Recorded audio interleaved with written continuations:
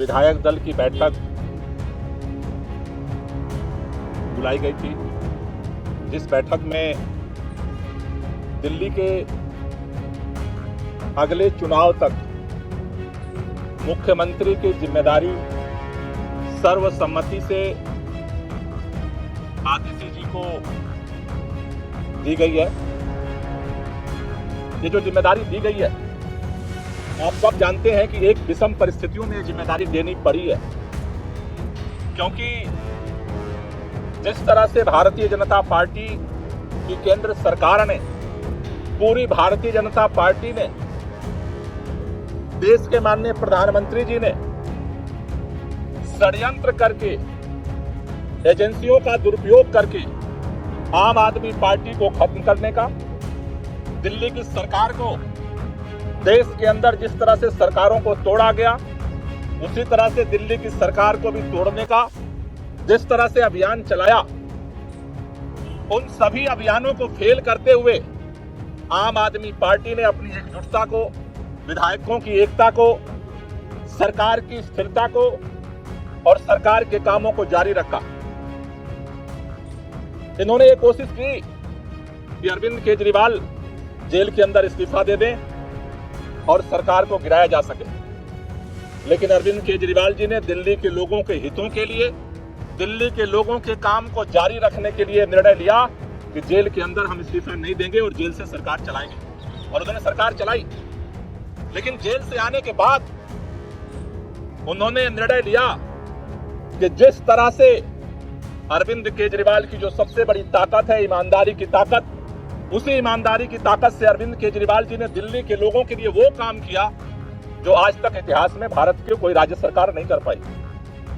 लेकिन उनके ऊपर, उस ईमानदारी के ऊपर कीचड़ उठाया गया भारतीय जनता पार्टी की तरफ से, और उसको देखते हुए दिल्ली के मुख्यमंत्री अरविंद केजरीवाल जी ने जेल से आने के बाद ये निर्णय लिया कि देश की सुप्रीम अदालत ने हमें जेल से बाहर कर दिया है, लेकिन हम जनता की अदालत में जाएंगे। दिल्ली के लोग जब तक दोबारा चुन करके उन्हें अपना समर्थन नहीं देते, तब तक दिल्ली का मुख्यमंत्री नहीं बनेगा। आज इन परिस्थितियों में जब उन्होंने अपना इस्तीफा देने का निर्णय लिया, आज विधायक दल की बैठक हुई। विधायक दल की बैठक में सर्वसम्मति से निर्णय हुआ है कि अगले चुनाव तक हम चाहते हैं कि ये चुनाव अक्टूबर-नवंबर में कराए जाए, जल्द से जल्द कराए जाए। जब तक चुनाव नहीं होता है, अरविंद केजरीवाल जी को प्रचंड बहुमत से जनता दिल्ली का मुख्यमंत्री नहीं बनाती है, तब तक के लिए आतिशी जी को दिल्ली के मुख्यमंत्री के रूप में जिम्मेदारी निभाने के लिए प्रस्ताव सर्वसम्मति से पारित हुआ है। आतिशी जी को दो जिम्मेदारी मुख्य तौर पर सभी विधायकों की तरफ से दी गई।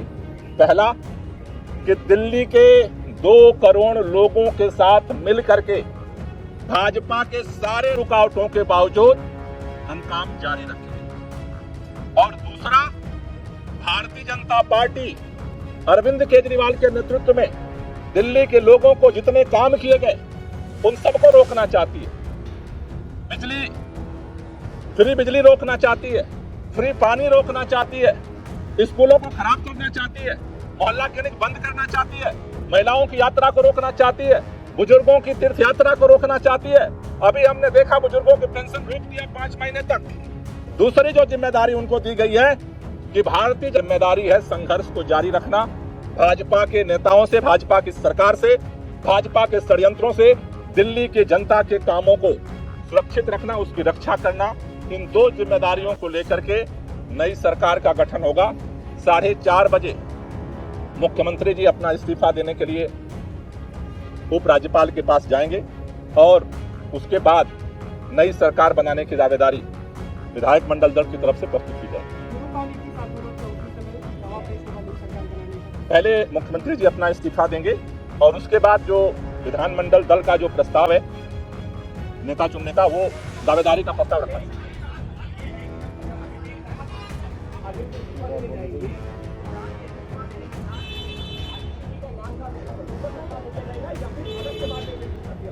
देखिए, ये दोनों प्रस्ताव अरविंद केजरीवाल जी पहले अपना इस्तीफा देंगे, और इस्तीफा देने के बाद जो नई सरकार गठन की दावेदारी है वो भी प्रस्तुत की जाएगी।